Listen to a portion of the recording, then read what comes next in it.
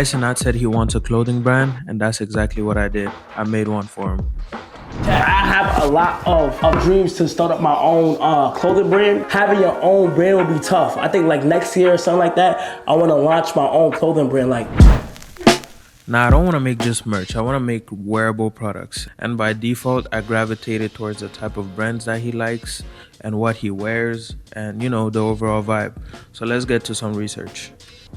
And the outcome was he wears a lot of Supreme, Chrome Hearts, and Jaded London. And for the main piece of the collection I work on, I wanted to find one of his favorite pieces. In the video, this is what he said. One of my favorite Supreme hoodies of all time right here. The main goal for this collection would be to showcase the abilities that I have to create him pieces. So it's not really to push boundaries or stray too far away from the path of things he already likes. The main focus will be to reiterate and make better versions of things he actually wears.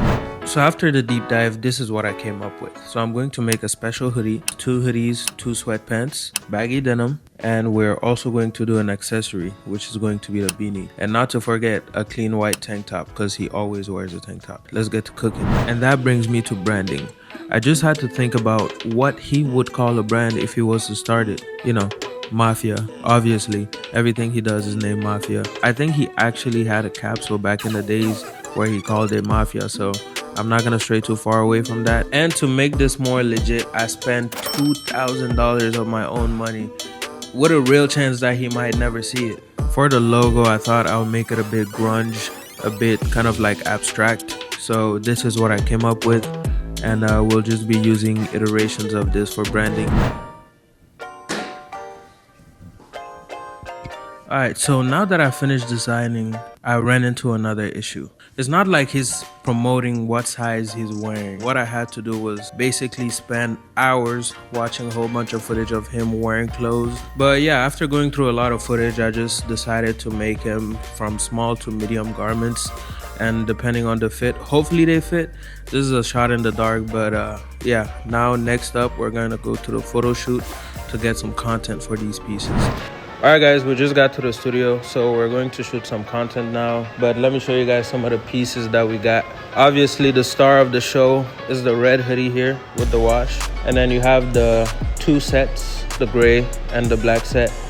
And the t-shirts, tank top. We brought everything, even the jeans right here. You can see the bedazzle right here. But you guys will see all the pieces in detail once we get it on the model. That's right there. And yeah, let's get it cracking.